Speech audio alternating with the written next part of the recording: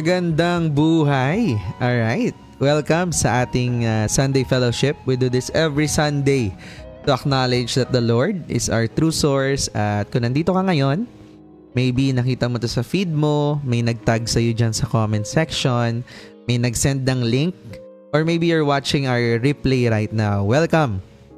And you can also tag, you can also share this live or our link to someone. And tandaan na there's no such thing as coincidences nor accidents, only God's proper timing and perfect timing. Kaya kung nandito ka ngayon, it's no accident, no? God invited you here. And no specific religion, just pure relationship with God. Ganda, no? Nakita nyo yung theme natin is binding up our wound. Minsan kasi akala natin kapag healed na tayo, automatic okay na lahat. Pero in reality, may sugat pala talaga, no? May mga sugat sa puso natin na hindi lumilipas over time eh. 'Di ba? Sabi time heals all wounds. Hindi eh. Ang reality pala, may mga sugat talaga na hindi siya natatakpan ng time. Kumbaga parang band-aid solution lang. Pero kaya lang ang kaya lang talaga magpagaling nun is si Jesus. And alam nyo minsan feeling natin, no? Yun nga, time heals all wounds daw. Pero kung ganon, bakit hanggang ngayon hindi pa healed yung sugat natin sa math nung high school? Joke lang, di ba? So, yan yung mga part, di ba? Na akala natin, okay na pala ako, pero in reality, hindi pa pala talaga. So, maganda yung pag-uusapan natin right now kasi ito talaga ito yung pinaka-message sa atin, and maybe it's a reminder, no, para sa iyo ngayon na nandito nanonood na kailangan pala natin agapan na, no, agapan na natin yung mga wounds natin dati. Come on, no? So, nakaka-bless. Now, syempre, before we proceed sa ating topic natin right now, maganda pag-usapan muna natin yung mga bagay na ipinagpapasalamat mo, no? So, let's prepare our hearts with our grateful Genesis, no? So, can you share 1 to 2 personal na breakthrough mo or Thanksgiving this week? Diba? Share mo dyan sa ating comment. Ayan. Ako, sobrang nabibless lang ako. I thank God for the gift of life. Always and always. Kasi the moment na nagising ka at napapanood mo pa to hanggang ngayon, diba? You still have life and you still have purpose, kapatid. We still have purpose. Kasi madaming tao hindi na umabot ng September 28, di ba? Pa-October na. Patapos ng year 2025. Pero tayo nandito pa rin. I thank God for the gift of time. I thank God for the gift of family. I thank God for the gift of spiritual family, no? The community. I thank God for my accountabilities, no? I thank God for provision. I thank God sa mga taong pinapadala niya, mga hindi natin kakilala pero nakaka-bless, no? Ito yung mga taong pinapadala ni Lord na para kausapin natin, maybe tayo maging blessing or sila maging blessing para sa atin. I thank God sa mga araw-araw na nai-encounter natin, small or big.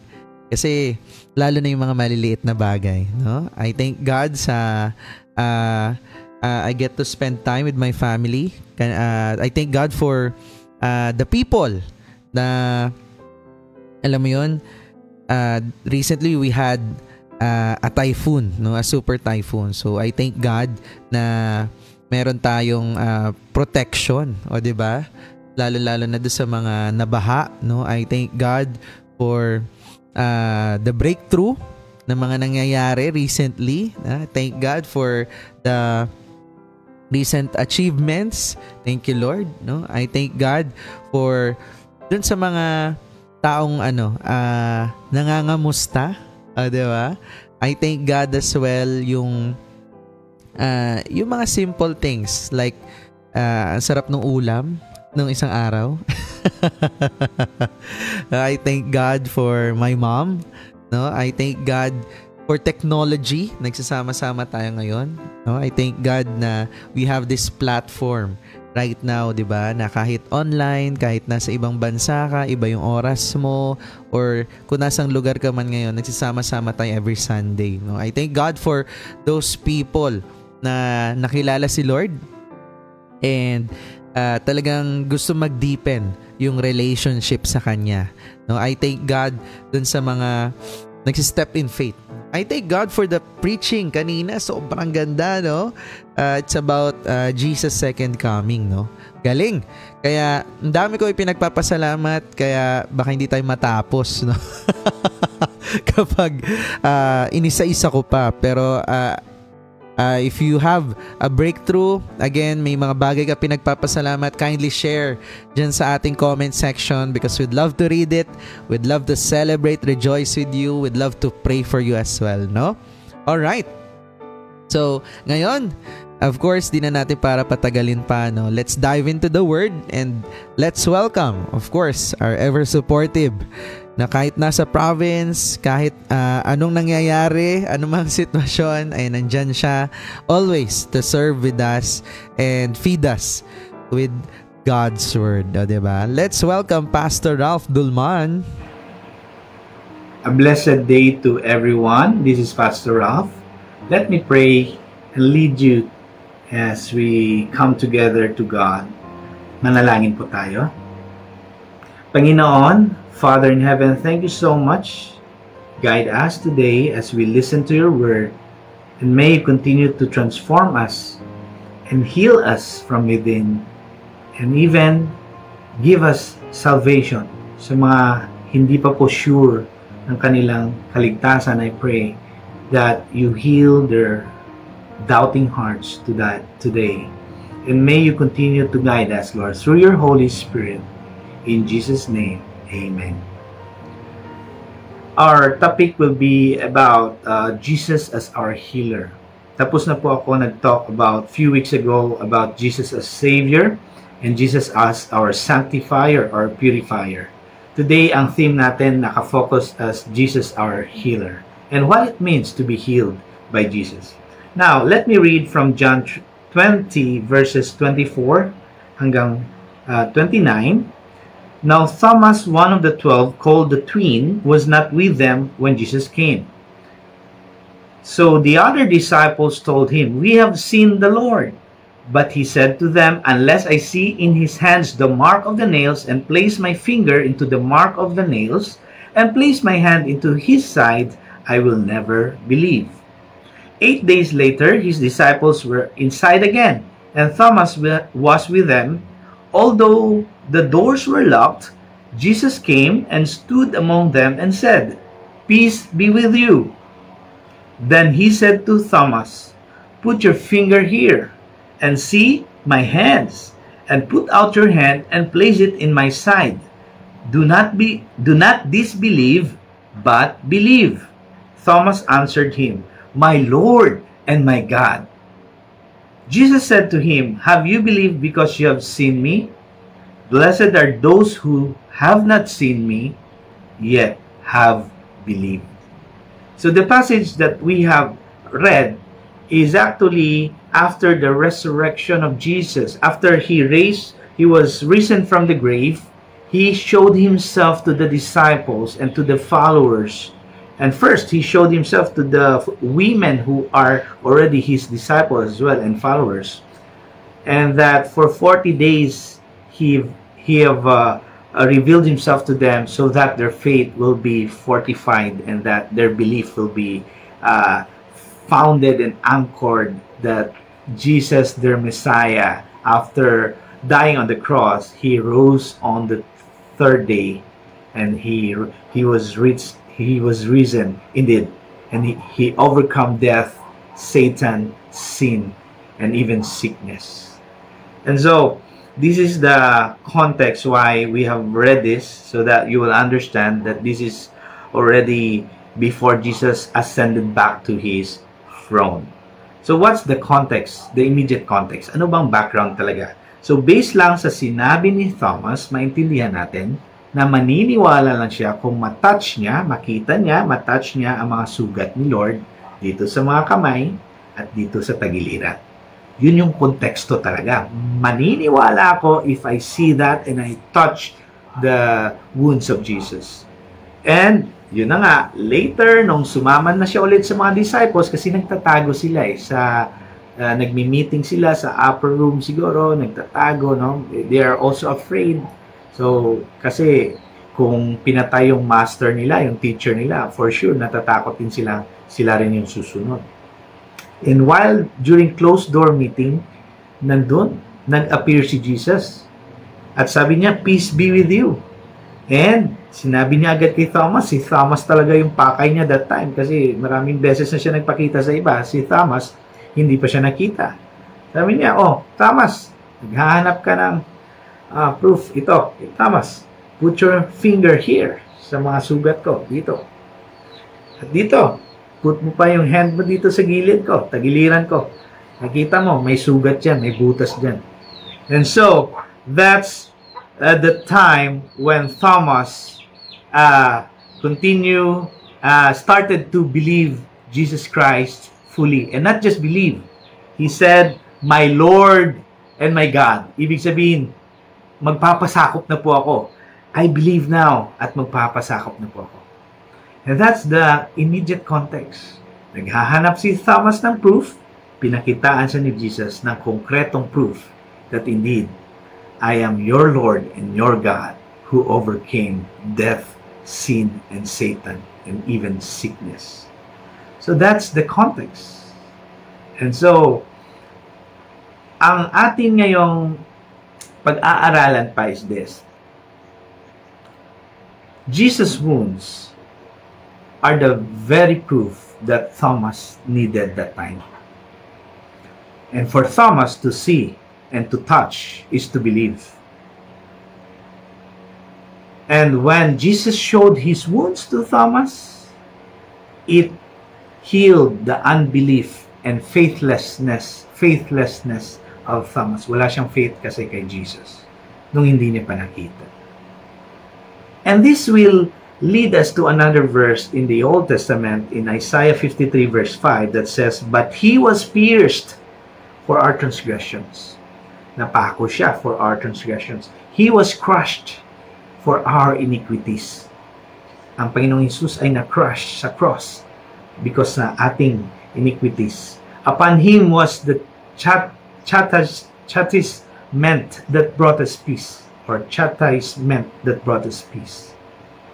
And with his wounds we are healed. In other versions, by his wounds we are healed. In short, as we have read the New Testament story of Thomas and the Old Testament writing of Isaiah, we can say that truth remains that Jesus' wounds healed us. Yun yung pinaka-big truth. It was Jesus' wounds that healed us. Wala nang iba. It was not your sacrifices. It was not your rituals. It was not your good deeds that saved you. It was Jesus' wounds that saved us, that healed us, and gave us eternal life. It was Jesus. So, until today, Jesus can heal still because he is our healer.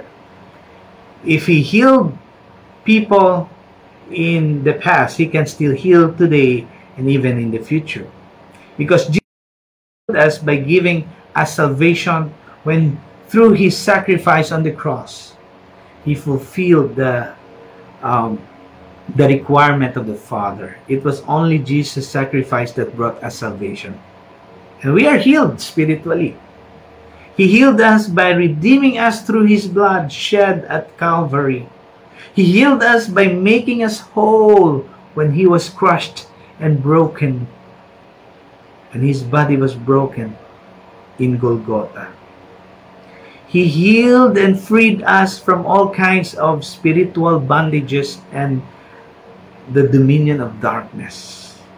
He brought us life eternal through his temporary death. And if he healed Thomas from his doubting heart and faithlessness, for sure he can still heal us today. Another Old Testament psalm in Psalm 147, let me share this, verse 3, Psalm 147:3, he heals the brokenhearted and binds up their wounds. So, ganun daw ang Diyos. He will heal the brokenhearted and bind up their wound. Later, we will find out what's the meaning of the word bind up in Hebrew. But before that, the immediate context of this verse, for us to understand this, is found in the previous verse in Psalm 147 verse 2. It says, the Lord builds up Jerusalem. He builds up, ibig sabihin, na-destroy sila, and gathers the outcast of Israel. So, bakit sila na-destroy? For sure, it's because of sin and rebellion. It's because they disobeyed God and His commands. So, they were destroyed. They were broken. That's why Jesus is now rebuilding, or God rebuilds them in Psalm 147 verse 2. And in the area of being an outcast, because na-mention sa 147:2 ng Psalm, He gathers the outcast of Israel. A person can be considered outcast in a Jewish culture in the ancient time due to varied reasons. Napakarami pong reasons kung paano ka ma-outcast. Number 1, sin, impurity, disability, abnormalities, immorality, poverty, race, age, mga babies noon, mga widows, orphans, ina-outcast nila, yung mga poor. Status, pag di ka rich, no, hindi ka pinapansin. Political stance, if you are not a Jewish or die-hard Jewish, patriotic na Jewish, ika-cancel ka nila. Even in, dapat ang loyalty mo nasa Jewish, hindi sa other kingdoms, no? Pero, ang sinasabi ni Lord actually sa kanila, maging loyal sila sa Panginoon lang. But they rejected God later, and they asked for judges. Later, they asked for kings. Ayaw na nila maging under sa theocracy or under the government of God. Gusto na nila sa democracy na let us govern ourselves by putting kings over us, no? So, yun yung nangyari, no? They rebelled against their Creator. So, kaya, nagkaroon ng mga outcast, it's because, hindi lang because of political, marami pa. Merong violation of ceremonial laws, pag naka-touch ka ng patay, or you are bleeding, or naka-touch ka ng may nana, or may bleeding, or patay na hayop or tao, no, you will be ceremonially unclean, maa-isolate ka. So these are the things that make you an outcast. Some are outcast temporarily, some are outcast talagang matagal na panahon. So depende po sa kaso. But in general, we experience spiritual desolation or being outcast or away from God. It's because all of us have sinned and fall short of the glory of God.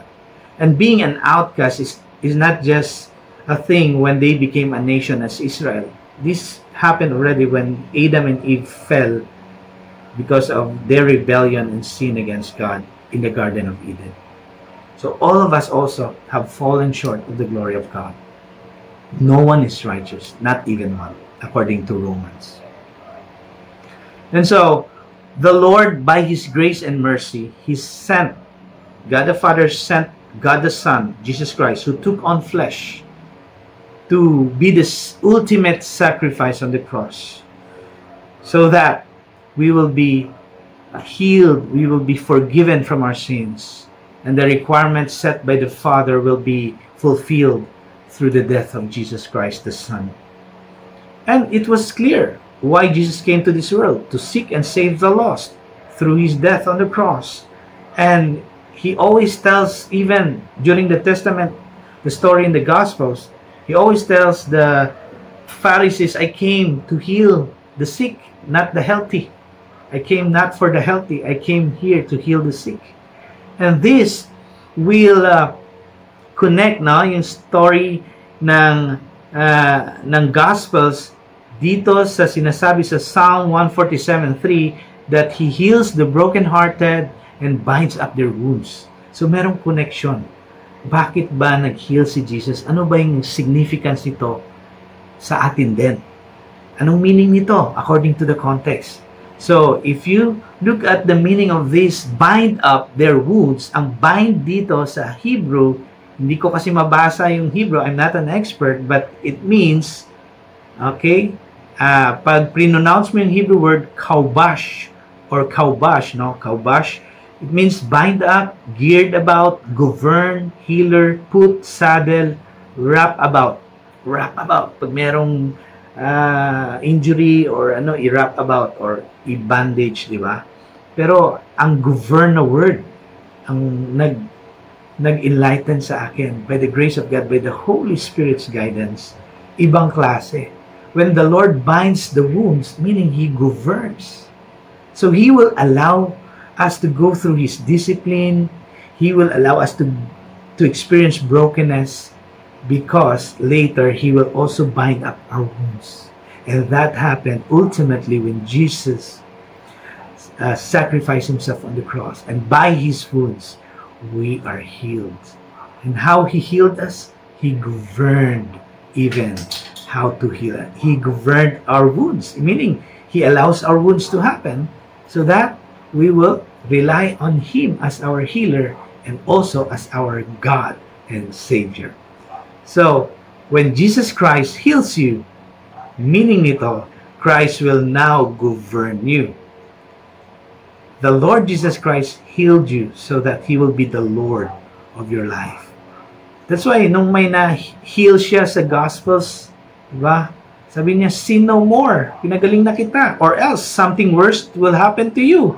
If you continue on sinning, pinagaling na kita, sin no more. Repent from your sins. Ako na ngayon ang master mo, hindi na yung kasalanan ang master mo. You're not already a slave to sin. You are a slave of God or a servant of God now. You're a child of God. So you must be under my government. Or you, the Holy Spirit now is the governor or the one who will reign over your life. So even Thomas himself, when he experienced and have witnessed the risen Savior, he was healed from his doubting heart and faithlessness when he was able to touch, when the Lord Jesus Christ allowed him to touch the wounds on his hands and on his side. And that is what it means to be healed. Because when the Lord heals you, He governs you. Take note, Thomas, the disciple of Jesus, one of the 12 disciples, because he said, "My Lord and my God," meaning nag-submit na po ako sa inyo, I will be willing to whatever you want me to do, wherever you want me to go, I am your disciple, I am your follower. You know what? According to the historians and church fathers of the early church, Thomas became a missionary to Kerala, India, and seven and a half churches were planted by the grace of God, and he was martyred later. Kaya nga 7 and a half kasi baka na-martyred siya nung binubuo yung pangwalo sana na church. And for 2,000 years, itong mga churches na built up ni Thomas, andyan pa rin. For 2,000 years, andyan pa rin ang mga church planting na naging simbahan later. So, ang taong na-heal ni Lord will be governed by the Lord Jesus Christ. So, the question is, who governs your life today? Is it the Lord Jesus Christ now? Because if it's not the Lord governing your life, hindi pa rin tayo susunod, hindi pa rin tayo mag-submit, wala rin.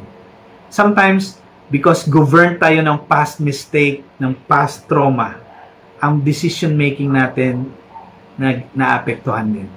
Nagkakaroon tayo ng trust issue ngayon, even without to trust God, because nagkaroon na tayo ng betrayal noon, feeling natin baka si Lord i-betray din ako. So hindi tayo maka-all out sa Panginoon even to say, Lord, you are my Lord, my God. Like Thomas, hindi tayo pupunta kung saan tayo pinapapunta. Hindi natin magawa yung pinapagawa ni Lord. Hindi tayo nagbabago pa rin kasi hindi hindi pa rin si Jesus Christ ang Lord ng ating buhay. Hindi pa rin siya ang nag-govern. It could be, ang nag-govern pa rin sa atin yung ating emosyon na napaka-deceitful, niloloko tayo, masaya, later hindi na naman. Yung past trauma or past success, nagdwell na tayo doon, tumambay na tayo, ayaw na nating mag-go out from our comfort zone because it could be meron nangyari noon. That's why we're so afraid and we are driven or governed by our fears. You know what? If we are not governed by Jesus Christ, hindi tayo makakawala sa tanikala natin. Hindi man tayo nakatanikala ng metal, pero baka nakatanikala tayo because of the past, of our past sins, past traumas, and past life. You know what? The Lord can heal you. And when He heals you, He will govern you. And I'm sure when the Lord governs you, there will be divine breakthrough for you. And there will be a role set apart for you. May naghihintay para sa iyo in the kingdom of God. Number one, the Lord is now telling you, come to me and I will give you rest. Come to me and I will heal you. Come to me and I will be the Lord of your life. I pray that all of us will be governed by the Lord. Kapatid, gusto mo bang mapagaling ka ni Jesus Christ? After kanyang pagalingin, siya na ang magiging Lord ng buhay mo. When God heals you, when the Lord Jesus Christ heals you, He will govern you. God bless you and see you next week. Come on! Grabe yan! Praise God! Ang ganda nung topic ni Pastor ngayon. Ito talaga yung ito talaga yung gusto kong pinag-uusapan natin ngayon. Kasi this is really important right now, no, that we get to know this part. Kasi alam nyo, ito na yung panahon, no, na we really need to be focused, no? Focus talaga. Focus on the Lord, focus on our relationship with Jesus, and focus on our spirituality. Kasi bakit pa ba tayo ngayon? Nagpapakahirap? Bakit pa tayo nagsistruggle? Di ba? All of those are temporary. Because lahat naman yan iiwan natin dito. Sa earth or yung worldly life natin or physical lang. Di ba? But the real battle or the real kumbaga, yung exciting part is nandun naman sa heaven. Yun yung pinaka-exciting part. Kaya, dapat mas dun tayo excited, mas dun tayo gigil, and mas dun natin talaga nilalaan yung oras at panahon natin. 'Di ba? Kaya nga, nakaka-bless yung pinag-uusapan natin ngayon that Pastor is sharing kung sino ba talaga, no? Jesus as our healer. Kasi tama talaga yun nga, sinishare ko kanina, no, nung umpisa, 'di ba? Madami kasi tayong kaalaman ngayon na it was based on opinion, it was based on perspective na lang yun, earthly wisdom. It's not spiritual wisdom na hindi galing kay Lord. 'Di ba? Kaya kapag nanghihingi ka ng payo, no,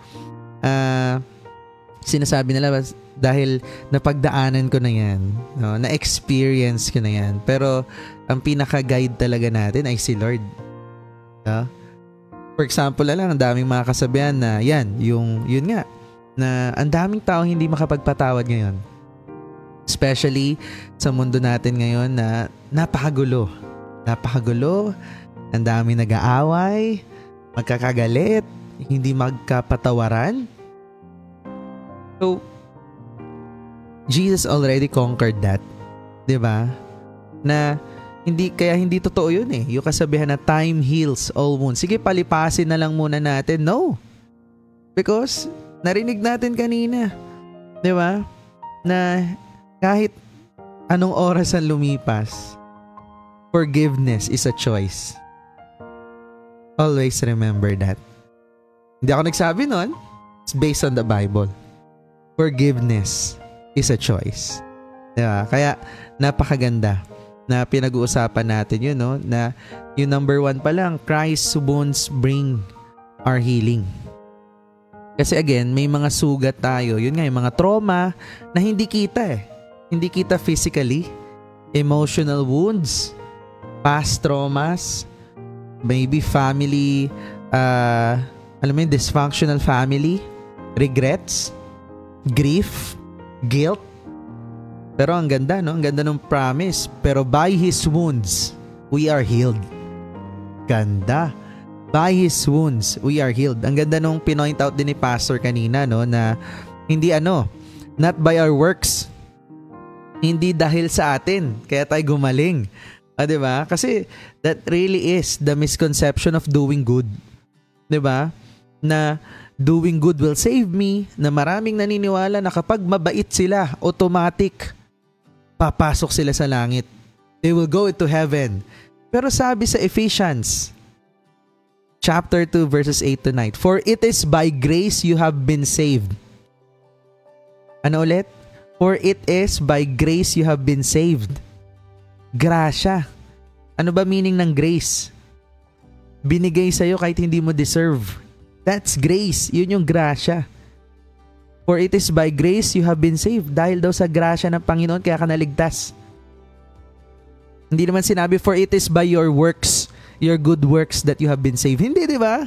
For it is by grace you have been saved through faith. Yun yung kadugtong nun eh. Through faith. Ano yung faith? Naniwala ka lang. You believed with all your heart. You believed by faith. For it is by grace you have been saved through faith, not by works. May kadugtong pa din. Talagang in-emphasize, no? For it is by grace you have been saved through faith, not by works, so that no one can boast. Sabi nung verse, di ba? Not by works, so that no one can boast. Hindi dahil ikaw magaling, para walang makapagyabang. So good works don't save us. Only Jesus does. Meron pa nga, naririnig ko, as long as I do more good than bad, okay na ako. Na para bang grading system. Yan, dyan nauso yung biruan eh. Ala, minus 10 points ka sa langit. So pag ginawa mong grading system, na parang kung mas marami kang good deeds, parang ma-offset niya yung mga kasalanan mo. Parang babawiin niya lang, di ba? Alam mo yun? Yung tumodo ka ng prelims, tumodo ka ng midterms, kaso bagsak ka ng finals, mahahatak naman kasi magaling ka naman ng prelims at midterm. Hindi po siya ganun. No? Sa Bible, kahit isang kasalanan, hiwalay na tayo kay God. Romans 3:23. Alam mo yun? Isa. All it takes is one sin. You will go to hell. Hindi siya balance scale na parang yung nakikita mo yung sa justice, yung nakapiring, di ba? Yung may weighing scale siya. Hindi po siya ganun. Di ba? Meron pa isa. Yun nga, binanggit kanina ni Pastor, no, doon sa point 2. Doing good makes me righteous. Di ba? Kaya, yan, charity ka, tulong ka sa mahirap. No? Dami mong tinutulungan. Nakakala mo, sa sobrang bait mo na, sobrang righteous mo na. Pero alam mo ba, the truth, sabi sa Isaiah chapter 64 verse 6, our righteousness is like filthy rags. Ano daw? Yung pagiging mabait daw natin, ang tingin ni Lord doon ay basahan. No? Basahan. Grabe, no? Grabe yung description. Kasi nga, again, yung ginagawa natin, hindi, dapat ang mas glorified si Lord eh. Only the righteousness of Christ counts. Hindi tayo. Di ba? Kasi pag tayo na ang bida, nawawala si Lord sa eksena eh. No? Meron pa nga dyan, I do good to earn God's favor. O, di ba? Parang naging transactional ka naman. Di ba? Oh Lord, nagbigay ako. Nag-donate ako ng 10 million pesos kaya dapat i-bless mo ko. Ay, hindi po siya ganun. Di ba? Parang ano lang yan eh. Nag-start ka, No? Nag-start ka sa business. For example, dito sa JC, you get our highest package, Diamond, 60% profit margin or discount. So parang gano'n, Lord, magda-diamond ako para 60%, pasok na ako sa langit. 40% na lang. Hindi po siya gano'n. Because again, for it is by grace you have been saved. So blessings comes from grace, not from bargaining. Di ba? Hindi para nakikipagtawaran ka pa kay Lord. Grace pa din. Ang mahirap is yung kapag nandun ka na sa, hindi, mabait naman ako. Hindi ko na kailangan si Jesus. Nako, yun ang pinaka-dangerous. Kasi mabait ka nga sa standards ng tao. Mabait ka sa standards ng tao. Pero kung wala si Jesus, we are still spiritually lost. Di ba? So good works are not the root of salvation. They are the fruit. Okay? So hindi siya ang talaga, ugat. Bunga na lang yan. No? That you do good works.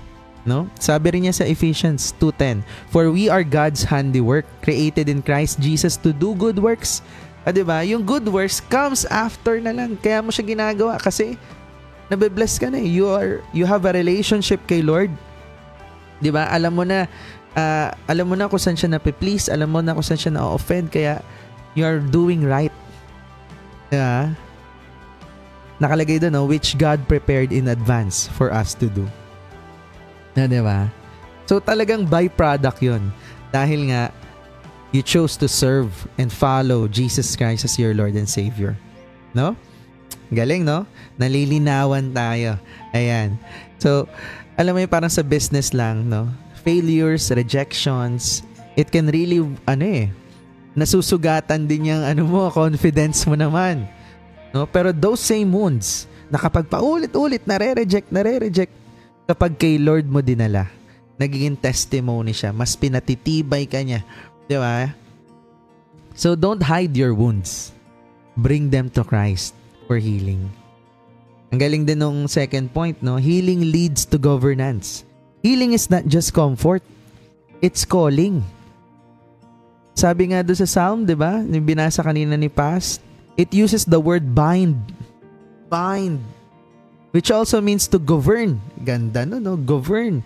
Na pag hinil ka, hinilom ka ni Lord, siya na dapat ang maghari sa buhay mo.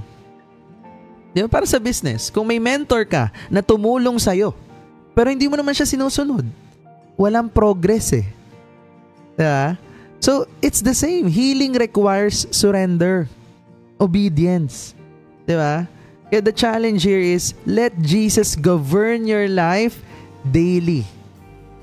Daily, hindi every Sunday. Hindi every 10 a.m. lang sa church. Hindi every 8 p.m. lang dito sa fellowship natin. Govern your life daily, 24/7. Not just a band-aid. Not just to patch up your pain. And lastly, true healing restores faith and mission. Wow. Si Thomas, no? Sigurista pa. Di ako naniniwala. Kailangan mahawakan ko yung sugat ni Jesus. Kung siya nga talaga yun, di ba? So, sigurista, nagdududa, pero kaya nga dumating dun eh. Di ba? Sabi ni Pastor kanina, may closed door meeting, bigla na lang lumitaw si Jesus. Di ba? Kasi ang pakay niya doon si Thomas lang talaga eh. Kasi nga nagdududa si Thomas. No? Na after hawakan ni Thomas yung mga sugat ni Jesus, di naging bold disciple siya. My Lord! My God! Di ba? Healing restored this mission. Pero sabi nga din doon, blessed are those na naka-witness, pero mas blessed yung mga taong naniniwala kahit di nila nakikita. Di ba? By faith. Di ba? So, rejections, setbacks are either walls or doors. Depende kung paano ka magre-respond eh. Christ heals you not just for comfort, but to send you. Diba? May mission siya para sa'yo eh. So this week, I challenge everyone, be a channel of healing to someone else. Alright? So to wrap this up mga kapatid, time doesn't heal wounds. Jesus heals wounds. And when He heals, He doesn't just cover, He doesn't just band-aid, He governs. Siya namamahala. Diba? Siya talaga namumuno. Hindi lang niya tinatakpan yung sugat, tinatanggal niya yung ugat. O di ba? Yun ang gusto natin. Kaya ang tanong, same question with Pastor, sino ba nag-govern ng buhay mo? Ikaw pa rin ba? O si Jesus na tunay na healer at Lord ng puso mo? Okay? Alright. So, as we reflect on Christ's healing, let's also remember His greatest act of love through communion. So, let's prepare our communion elements. Yan. Kung may nakahanda na kayong tinapay at juice or any symbols, no? Sabayan nyo kami. So, yan. Let's prepare our communion element. Okay. There you go. Ayan. Ready na ba?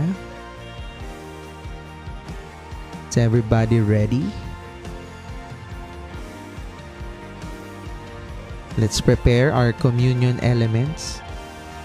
Yan yung mga kukuha pa lang ng tinapay at ng ng juice. Go ahead. Let's partake our communion.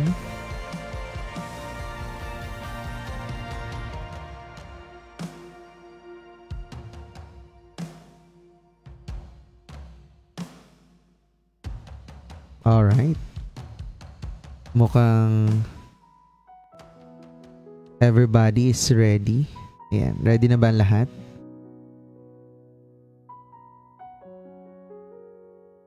Let's see.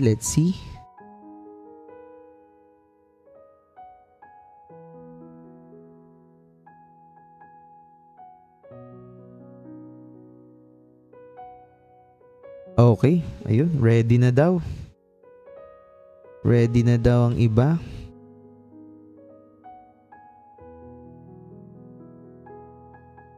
Ready na.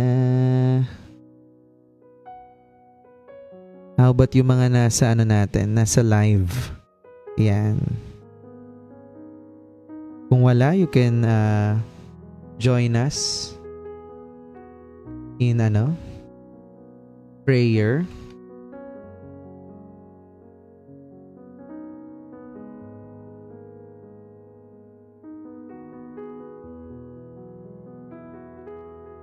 Come on.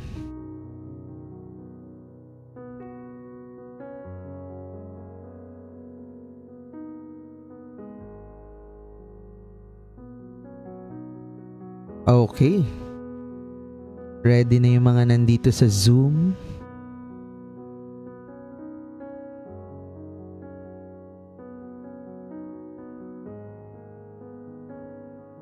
Ay, mga nagko-comment sa ating live.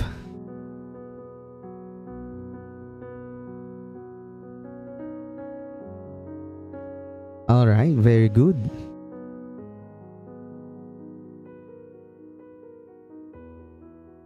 Sakto, yung mga din kanina, no? Mga umattend ng service. O, diba?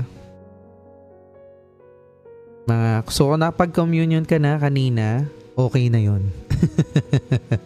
You can join us in, in prayer. O, diba? Pero para doon sa mga team bahay, diba? You can also join us here. Yan, para of course we can dedicate ourselves to God. Ayan, may humahabol pa. Come on.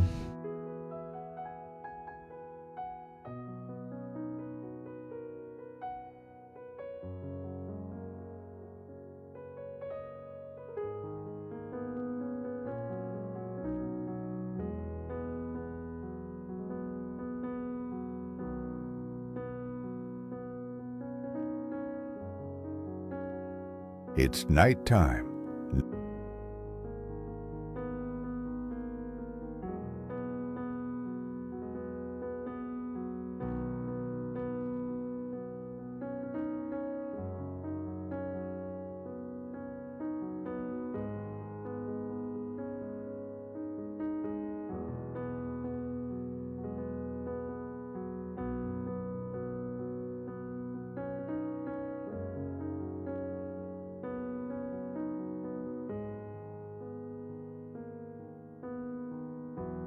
Okay. Let's go. So mga kapatid, as part of our fellowship tonight, we will celebrate the Lord's Supper or the Communion.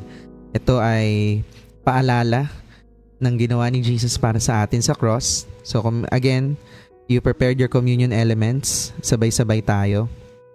No? Don't worry kung hindi grape juice yung dala mo.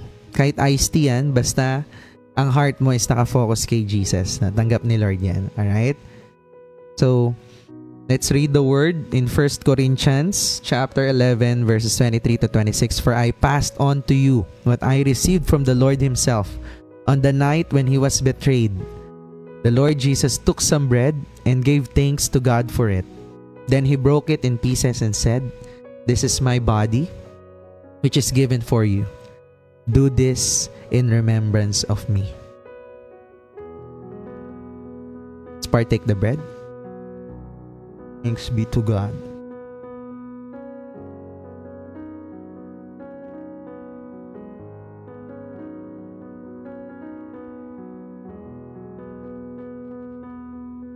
In the same way, he took the cup of wine after supper, saying, "This cup is the new covenant between God and his people, an agreement confirmed with my blood.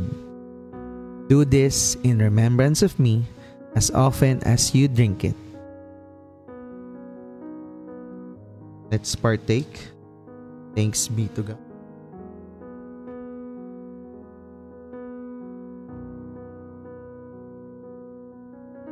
Alright. Lord, thank you for this bread that represents your body broken for us. By your wounds we are healed. By your sacrifice we are restored. And we remember that you gave everything for us. In Jesus' name, amen.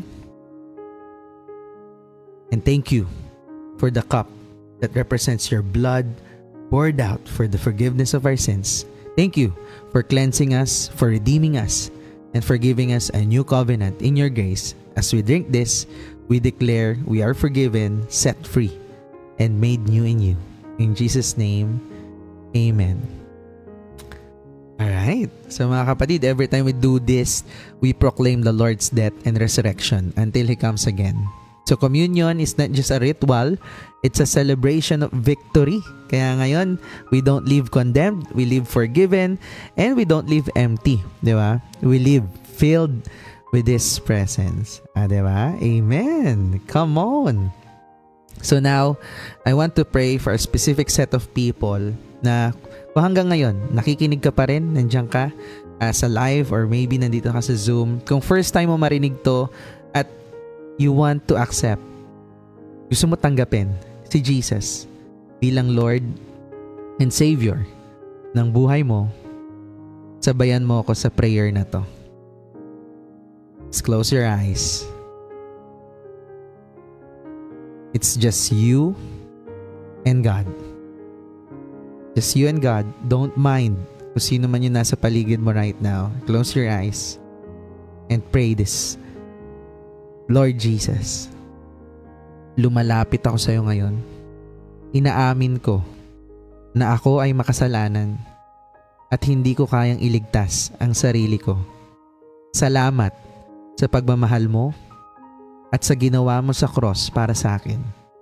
Pinatawad mo ko sa lahat ng aking kasalanan at binayaran mo ang hindi ko kayang bayaran.